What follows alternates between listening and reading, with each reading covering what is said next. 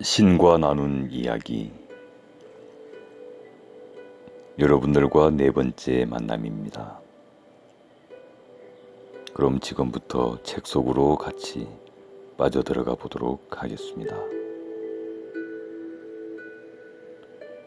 인간의 모든 행동은 그 가장 깊은 단계에서 두 가지 감정 중 어느 하나, 곧 두려움이나 사랑에서 시작된다. 사실 영혼의 언어 속에는 단 두 가지 감정, 단 두 마디 말만이 존재한다. 이 둘은 내가 우주와 너희가 오늘날 알고 있는 바대로의 세상을 만들었을 때 함께 창조했던 위대한 양극성의 두 극단이다. 이 둘은 너희가 상대성이라 부르는 체계가 존재할 수 있게 해주는 두 극점, 알파와 오메가다. 이 두 극점이 없다면, 현상에 관한 이 두 개념이 없다면 어떤 다른 개념도 존재할 수 없다. 인간의 모든 생각과 행동은 사랑이나 두려움, 어느 한쪽에 뿌리를 두고 있다. 그 밖에는 다른 어떤 행동 동기도 존재하지 않는다.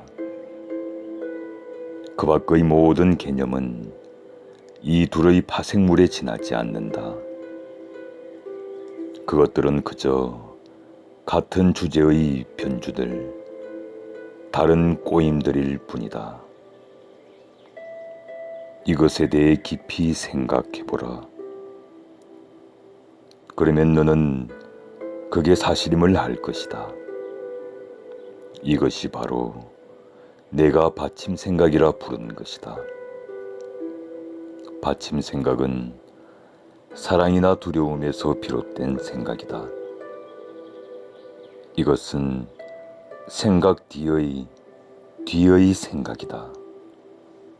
이것은 최초의 생각이며 원초의 힘이고 인간 체험의 엔진을 움직이는 생자 에너지다. 따라서 사람들의 행동이 거듭 반복 체험을 하게 되는 것이 이런 사정 때문이며, 사람들이 사랑하다가 파괴하고 다시 사랑하는 까닭도 여기에 있다. 사람들은 이 감정에서 저 감정으로 늘 흔들린다. 사랑은 두려움을 낳고, 두려움은 사랑을 낳고, 사랑은 두려움을 낳고, 두려움은 사랑을 낳고. 그리고 그 이유는 신이 믿을 수 없는 존재라는 첫 번째 거짓말, 너희가 신에 관한 진실이라 여기는 바로 그 거짓말에서 찾을 수 있다.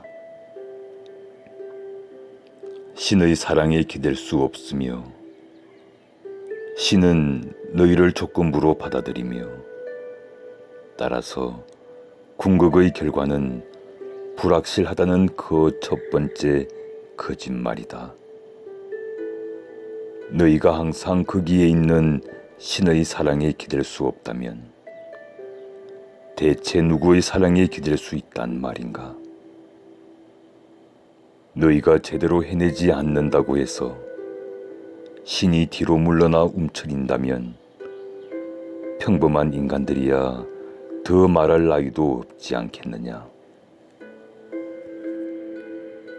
그리하여 너희가 지고한 사랑을 맹세하는 바로 그 순간, 너희는 가장 큰 두려움을 맞아들이게 된다. 왜냐하면 너희는 사랑한다고 말하자마자 과연 상대방이 그 말을 되돌려 줄 것인지를 걱정하기 때문이다. 그리고 설사 그 말을 되돌려 받는다 해도 너희는 그 순간부터 이제 막 찾아낸 사랑을 잃게 될까봐 걱정하기 시작한다. 그리하여 너희의 모든 행동이 상실에 맞선 방어라는 반작용이 된다. 심지어 너희는 신의 상실에 맞서 자신을 지키려 한다. 그러나 자신이 누군지 안다면 자신이 신이 창조한 가장 장대하고 가장 비범하고 가장 멋진 존재임을 안다면 너희는 결코 두려워하지 않으리라. 그토록 경이로운 장대함을 그 누가 거부할 수 있겠는가? 그런 존재에게서는 신조차도 흠을 찾아내지 못할 것이다.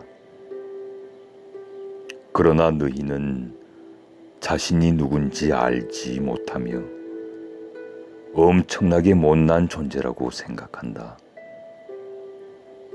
그러면 너희는 자신이 그토록 못난 존재라는 생각을 어디에서 얻었을까?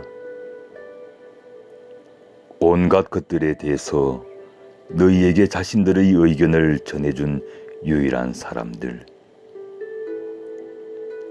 즉 너희의 어머니와 아버지에게서다. 이들은 너희를 가장 사랑하는 사람들이다. 어째서 그들이 거짓말을 한단 말인가? 그러나 그들은 너희에게 이건 지나치고 저건 부족하다는 식으로 말해오지 않았던가? 너희는 그들이 너희를 바라보긴 하지만 받아들여 주지는 않는다는 걸 몇 번이나 느끼지 않았던가? 그들은 너희가 가장 충만감을 느끼는 바로 그 순간에 종종 너희를 나무라곤 하지 않았던가? 그리고 그들은 너희의 더없이 분방한 상상 중 얼만가를 무시해 버리도록 유도하지 않았던가? 너희가 받아온 메시지들이 바로 이런 것들이다. 그것들은 기준에 맞지도 않고 따라서 신에게서 나온 메시지가 아니긴 하지만 그래도 상관없었다. 왜냐하면 그 메시지들은 너희 세계의 신들에게서 나왔음이 너무나 명백하기 때문이다. 너희에게 사랑이 조건부라고 가르친 사람들은 너희 부모들이다. 너희는 그들이 내세우는 조건들을 숱하게 경험했다. 또 너희의 사랑하는 관계에서조차 이런 체험을 고려해야 한다고 가르친 것도 너희 부모들이다. 그것은 또 너희가 내게 적용하는 체험이기도 하다. 이런 체험에서 너희는 나에 관한 결론을 이끌어내며 이런 틀 속에서 너희는 너희의 진실을 이야기한다. 신은 사랑의 신이지. 하지만 우리가 그분의 계명을 어긴다면 그분은 우리를 영원히 추방하고 영원히 단죄하실 거야. 너희는 너희 부모가 내린 추방을 체험했고 그들이 내린 단죄의 고통을 알고 있다. 그런데 어떻게 내가 그것과 다르리라고 너희가 상상할 수 있겠는가? 너희는 조건 없이 사랑받는 게 어떤 건지 잊어버렸다. 너희는 신의 사랑을 체험했던 걸 기억하지 못한다. 그리하여 너희는 세상에서 보는 사랑의 모습에 따라 신의 사랑이 어떤 것인지 상상해 보려 애쓴다. 너희는 부모의 역할을 신에게 투사해왔기 때문에 너희가 한 짓을 어떻게 받아들일지 심판한 다음 상을 주거나 벌을 주는 신을 만들어냈다. 그러나 이것은 너희의 신화에 근거한 지나치게 단순화된 신관이다. 이것은 내 본질과는 아무 관계도 없다. 너희는 이렇게 영적 진리들이 아니라 인간의 체험에 근거한 신에 관한 사유 체계 전체를 만들어낸 뒤 사랑을 둘러싼 실체 전체도 창조해냈다.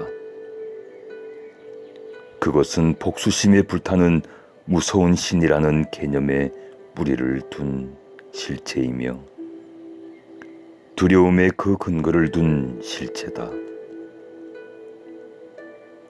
그것의 받침 생각은 틀린 것이지만 그런 생각을 부정한다면 너희의 신학 전체가 무너질 것이다. 그러므로 그런 신학을 대신할 새로운 신학이 참으로 너희를 구원해 준다 할지라도 너희는 그것을 받아들일 수 없다.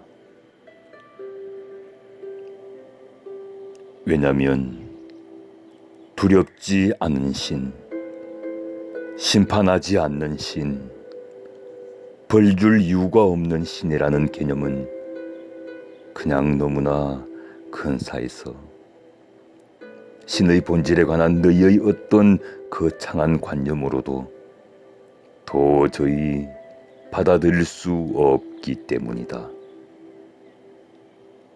이 두려움에 근거한 사랑의 실체가 너희의 사랑 체험을 지배하고 있고 사실 그런 체험을 실제로 창조하고 있다. 왜냐하면 너희는 자신이 받는 사랑이 조건부라는 것도 알고 있으며 나아가 자신이 같은 식으로 사랑을 주는 걸 경계하기 때문이다. 그래서 너희가 자신의 조건들을 굳게 지키거나 물리거나 설정하는 동안에도 너희의 한 부분은 이런 게 진짜 사랑이 아님을 알고 있다. 그럼에도 너희는 사랑을 펼치는 그런 방식을 바꾸기에는 무력하다고 느낀다. 너희는 자신에게 말한다. 이제까지 나는 확고한 사랑법을 배워왔다. 이제 또다시 불안정한 상태로 되돌아간다면 나는 영원히 저주받을 것이다. 그러나 진실은 정반대다. 불안정한 상태로 되돌아가지 않는다면 너희는 영원히 저주받을 것이다. 사랑에 관한 너희의 잘못된 생각 때문에 너희는 자신에게 끝내 순수한 사랑을 체험하지 못하리란 저주를 내리고 있으며 또한 그 때문에 참된 나를 끝내 알지 못하리란 저주를 내리고 있다. 하지만 너희가 나를 영원히 거부할 수 없을 것이기에 우리가 화해하는 순간은 반드시 올 것이기에 너희는 결국 순수한 사랑을 체험하고 내 참모습을 알게 될 것이다. 단순히 인간관계와 관련된 것들만이 아니라 인간의 모든 행동은 사랑이나 두려움, 어느 한쪽에 뿌리박고 있다. 상업과 산업, 정치, 종교, 2세 교육, 너희 국가들의 사회 문제, 너희 사회의 경제 목표에 영향을 주는 결정들, 전쟁과 평화와 공격과 방어와 침략과 항복에 관련된 선택들, 즉 탐낼 것인지 양보할 것인지, 사둘 것인지 분배할 것인지, 합칠 것인지 나눌 것인지에 대한 결정들, 너희가 지금까지 내린 이 모든 자유로운 선택 중 있을 수 있는 단 2가지 생각에서 나오지 않은 것은 하나도 없다. 즉 그것은 사랑이라는 생각이나 두려움이라는 생각이다. 두려움은 움츠러들고 다다글고 조이고 달아나고 숨고 독점하고 해치는 에너지다. 사랑은 펼치고 활짝 열고 풀어주고 머무르고 드러내고 나누고 치유하는 에너지다. 두려움은 우리 몸을 옷으로 감싸지만 사랑은 우리가 발가벗고 설 수 있게 해준다. 두려움은 우리가 가진 모든 것을 틀어지고 집착하게 하지만 사랑은 우리가 가진 모든 것을 나눠주게 한다. 두려움은 갑갑함을 지니지만 사랑은 정을 지닌다. 두려움은 움켜잡지만 사랑은 보내준다. 두려움은 사무치게 하지만 사랑은 달래준다. 두려움은 공격하지만 사랑은 치유한다. 인간의 모든 생각과 말과 행동은 이 2가지 감정 중 어느 하나에 근거하고 있다. 그 외에 다른 감정이란 없기에 너희에게 다른 선택의 여지는 없다. 그러나 이 둘 중 어느 한쪽을 선택하느냐는 너희의 자유다. 당신은 아주 쉽게 말씀하시지만 우리가 결정을 내리는 순간에는 두려움이 이기는 경우가 훨씬 많습니다. 그건 왜입니까?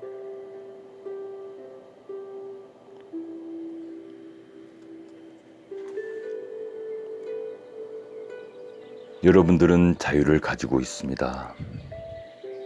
저도 자유를 가지고 있습니다.